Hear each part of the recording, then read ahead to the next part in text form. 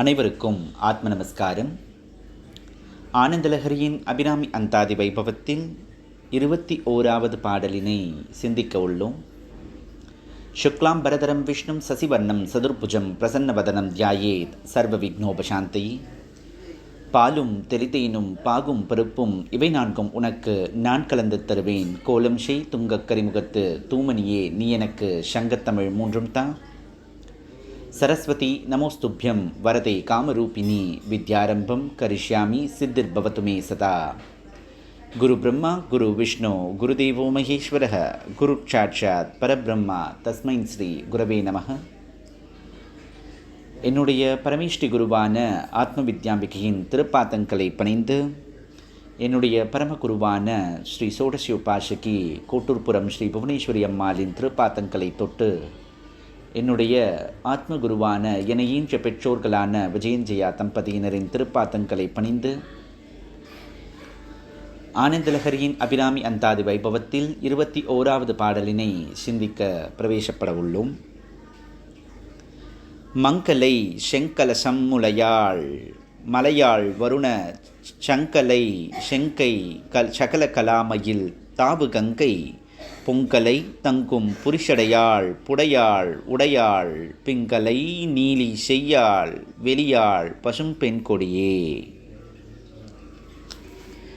அழகான பாடல். யோக ரகசியமும் குண்டலினி தத்துவமும் நிறைந்து தெளிவு கொடுக்கும் பாடலாக இது அமைஞ்சிருக்கிறது நம்மளால் பார்க்க முடிகிறது. அம்பிகை மங்கலை அப்படின்னு ஆரம்பிக்கிறார். அம்பிகை மங்களங்களுக்கு ஆதாரமானவள். மங்கலை செங்கலசம் முலையாள்.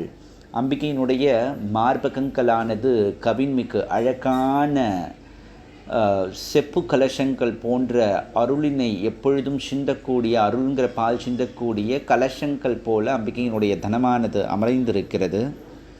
மலையாள் அவளே மலையத்வஜன் மகள் இல்லையா? மலையத்வஜன் மகள் மீனாட்சி, ஹிமவான் மகள் பார்வதி, அவளே மலையாள் வருண சங்கலை செங்கை. அவளுடைய கைகளானது எப்பேற்பட்ட கைகளாக இருக்கிறது? வருணன் சொல்லக்கூடிய மழையானது பொழியும் பொருட்டு அந்த மழையினுடைய துளியினை தன்னுள் கொண்டு இந்த கடலானது சங்கினை சித்திக்குமா? அப்போது வருண சங்கலை செங்கை அம்பிகையினுடைய கைகளில் சங்கால் ஆன வளையலினை தரித்திருக்கிறாள். அதனுடைய சப்தமானது அழகாக இருக்கிறது அப்படின்னு நிறைவு செய்கிறார். மங்கலை செங்கல சம்முலையாள் மலையாள் வருண சங்கலை செங்கை சகல கலாமையில். அம்பிகை அத்துணை கலைகளும் ஆயக்கலைகள் 64ற்கும் அதிபதியாக விளங்குகிறாள். அவளே ராஜேஷாமலை, அவளே நீல சரஸ்வதி இல்லையா? அம்பிகை அப்படி இருப்பதினால் அவள் சகல கலா மயில் அப்படின்னு அவரை சொல்கிறார். அவளே மயில், அவள் தான் மயிலா வந்து மாயூரத்திலே மாயூரநாதருக்கு பூஜை செய்கிறாள். அதே போல் கற்பகாம்பாலாக மயிலாப்பூரிலே பூஜை செய்கிறாள். அம்பிகை மயில் போல அழகுடையவள், அத்துணை கலைகளுக்கும் அதிபதியாக இருக்கக்கூடியவள். தாவு கங்கை பொங்கலை தங்கும் புரிஷடையோன் புடையாள் உடையாள். அம்பிகையானவள் அலையானது நுரை போல பொங்கி வழியும் கங்கையினை தன்னுடைய சடாமுடியினில் தரித்த சிவபெருமானின் சரியான பாகத்தினை தனக்கு சரியான பாகமாக கொண்டவளாக இந்த அம்பிகை இருக்கிறாள் இல்லையா? புடையாள் உடையாள். அவளுடைய இடது பாகத்தினை தன்னுடையதாக ஆக்கியவள் இந்த அம்பிகை. அவளே பிங்கலை அப்படிங்கிறது பொன்னிறத்தாலான ஒரு ஒரு யோக சூக்ஷ்ம ரகசியம். அது வந்து நம்மளுடைய பிராணாயாமமானது செய்யும் பொழுது பிங்கலையாக காற்று ஓடும் பொழுது பொன்னிறமாக அது உள்ளே சூரியக்கலையாக சென்று நம்மளுடைய குண்டலினி சக்தியினை மேலெழுப்பி மூலாதாரத்திலிருந்து மேலெழுப்பி கொண்டு சென்று சஹஸ்ராரத்தை தொட்டு இறைவனுடைய தரிசனத்தை சித்திக்கக்கூடியதாக இருக்கிறது. அப்போ அந்த பொன்னிறமாக ஏறும் அந்த பிங்கலையாக அம்பிகை இருக்கிறாள், பொன்னிறமாக அம்பிகை இருக்கிறாள் அப்படின்னு சொன்னோமேனா அந்த பொன்னிறத்திற்கான உரிய சக்கரமாக நம்ம எதை பார்க்கிறோம் அப்படின்னா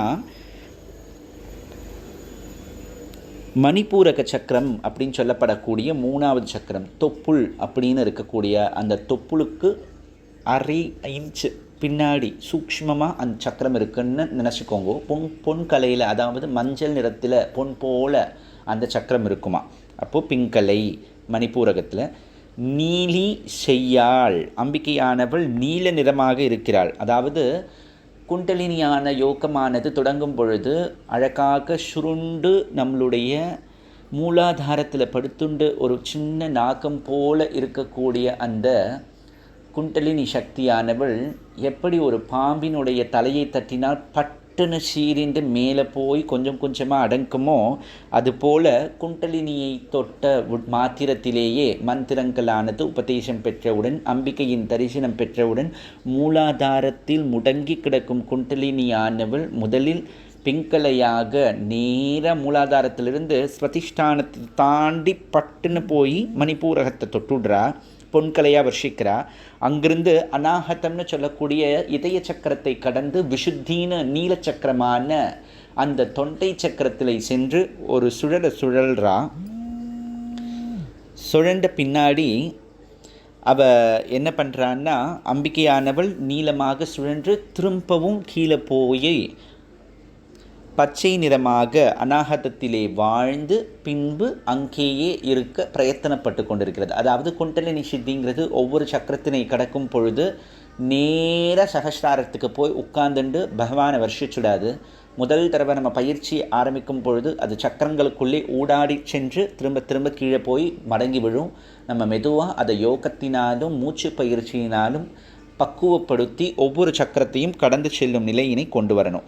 அப்போ ஒவ்வொரு சக்கரத்திற்கு ஒவ்வொரு நிறம் உண்டு அப்படின்னு சொன்னோமே. ஆனால் பிங்கலையாக ஸ்வதிஷ்டானத்தில் இருக்கக்கூடியவள் விஷுத்தியில் நீலமாக பிரவேசித்து நீலியாக பிரவேசித்து வெளியாள் அம்பிகை தன்னுடைய சகஸ்ராரத்தினை அனுபவித்து விட்டு ஒரே ஒரு வினாடிக்கும் குறைவான நேரம் சகஸ்ராரத்தில் வெளியாய் வெள்ளை நிறத்தில் அந்த சகஸ்ரார கமலத்தை தொட்டுவிட்டு பட்டுன்னு இறங்கி அநாகதமான ஹிருதய சக்கரத்தில் பசும் பெண் கொடியாக அழகாக பச்சை பசேல்னு வந்து அமர்ந்துடுறாளாம். அப்போது என்னுடைய குண்டலினியானது சித்திக்குமே. ஆனால் உடனேவே அது அடுத்தடுத்த சக்கரங்களுக்குள் பிரவேசித்து ஒரே ஒரு முறை போய் என்னுடைய சகஸ்ராரத்தை தொட்டு என் ஹிருதயத்தில் வந்து நிற்கும்.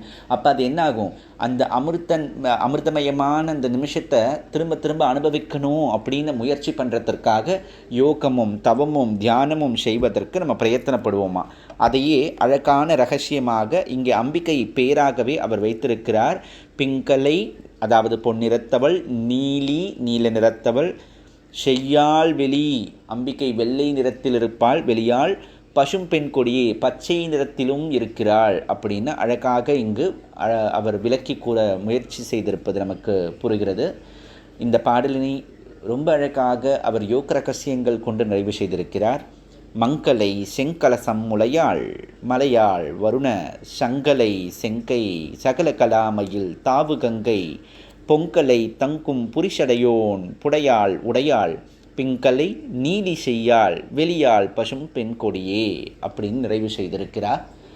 ஆத்ம வித்யாம்பிகையின் நல்லருளால் இன்பமே சூழ்க எல்லோரும் வாழ்க என கூறி ஆத்ம வித்யாம்பிகையின் பேரருளால் எல்லா உயிர்களும் இன்புற்றிருக்கட்டும் என வேண்டி இன்றைய பகுதியை நிறைவு செய்கிறோம். நன்றி.